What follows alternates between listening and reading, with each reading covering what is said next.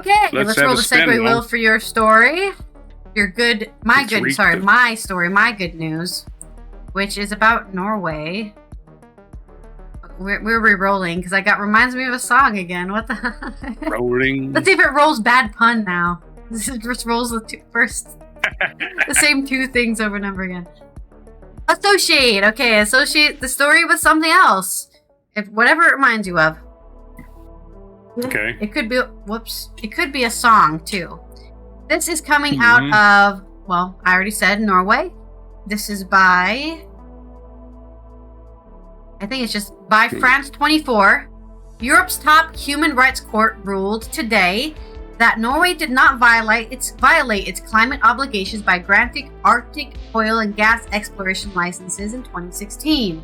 So they let people go to the Arctic and look for gas and oil. But Europe was arguing, hey, that's not a climate obligation if you're looking for more ways to increase your gas and oil reserves.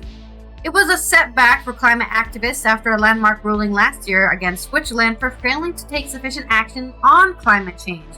We're suing the entire country of Switzerland for not caring about climate change. The European Court of Human Rights said that Norway did not breach its climate obligations when it awarded Arctic oil and gas exploration licenses. It was a blow to climate activists after the Strasbourg court last year issued a historic first ruling condemning a state for its lack of action. In the most recent case, 6 Norwegian activists and local branches of environmental NGOs Greenpeace and Young Friends of the Earth approached the court in France, Strasbourg, after repeatedly losing in national courts. So they took it to Norway first, but they weren't winning in Norway. The groups say that before awarding the licenses, Norwegian authorities did not conduct an environmental impact assessment of the potential impacts of petroleum extraction on Norway's obligations to mitigate climate change. As Western Europe's largest oil and gas producer, they hold a lot of sway. I can tell you, I feel like Norway gets away with a lot of stuff because they're our largest oil and gas producer. Norway is a frequent legal target of climate activists as well because of this. But the European Courts of Human Rights found that there had been no violation of Article 8 of the European Convention of Human Rights, which guarantees the right to respect for private and family life. In its ruling, it noted initial shortcomings in the environmental impact assessment decision-making process, so as in they didn't do all their research into how much it will affect people, but they said they were remedied within enough time not to affect that right.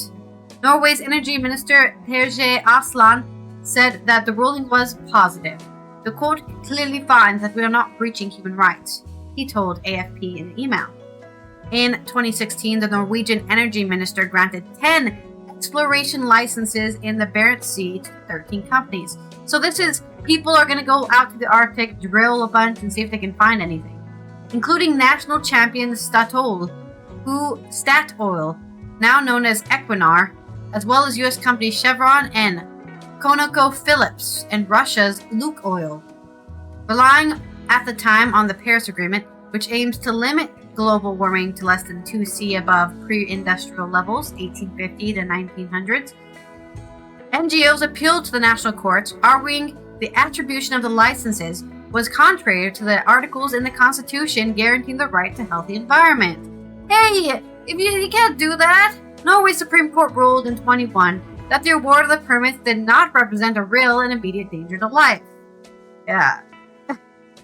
As an environmentalist, I have to agree with them here. The problem is when you start making cases against things that aren't cases, you unlegitimize the entire movement, right? Like PETA. Nobody takes PETA seriously because they're always attacking people for things that are just not the point, right? Right. It's not the point. If you're supposed to be protecting animal lives, why are you attacking people? Because Pink Floyd named one of their albums after pigs. They hate animals. Boycott Pink Floyd. I'm like, what? What are you thinking of, PETA? How is that helpful to any animal anywhere? I need to move my dish. I keep on hitting my dish with my finger. But don't forget, at the end the sheep rise up. Yeah. Anyway, go ahead. The licenses were eventually all returned after no exploitable reserves were found. See, it's like nothing even happened. They didn't even find any oil. In the ruling, the ECHR found that the impact assessment during the processes leading to the 2016 decision had not been fully comprehensive. and the assessment of the activity's climate impacts had been deferred. But it said there was no indication that deferring such an assessment had breached the rights of the convention. Sigrid Hodevik Losengard, vice president of Young Friends of Earth Norway, one of the plaintiffs, welcomed the ruling as a step in the right direction. She said she was happy the court had indicated that a state has to evaluate global emission relation to combustion of hybrid carbons before approving a new oil field. As in, hey, will we blow up the planet more if we create a new oil field? Oh, we will! I guess we can't make one then. This will now have a significant consequences how oil activities are managed in Norway, she added. So the environmentalists still win in their eyes. The ruling against Switzerland last year, condemning it for the lack of action on climate change, found that the Swiss did violate Article 8. The Swiss Association of Elders for Climate Protection, 2,500 women aged 73 on average, had complained about the failings of the Swiss authorities in terms of climate protection that could seriously harm their health and also their children's health. The court found that were some critical lausonné. I don't even know what that word means. I've never seen that word in my life.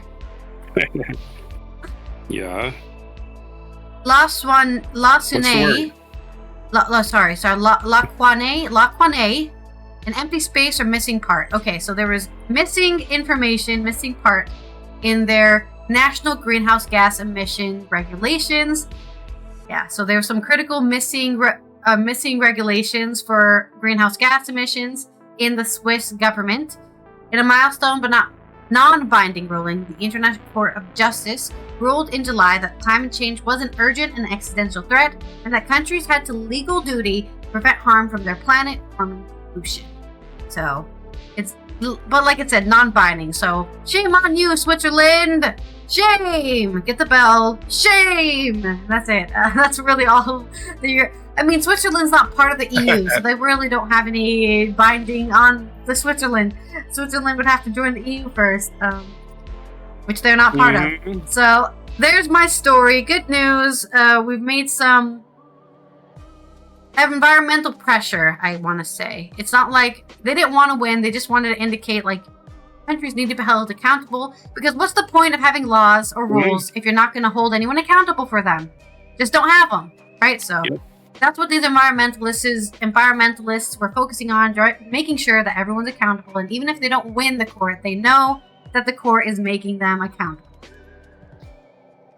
Yeah, remember story a few weeks ago, we history event where Greenpeace ship was bombed by the French frogmen, the French military tried to take out Greenpeace, right? Like, wow. They considered them a terrorist organization, right? That's crazy, isn't it? And because and again, they were as we acquiesce to oil, we're basically telling oil companies you're not allowed to make money anymore. Terrorists.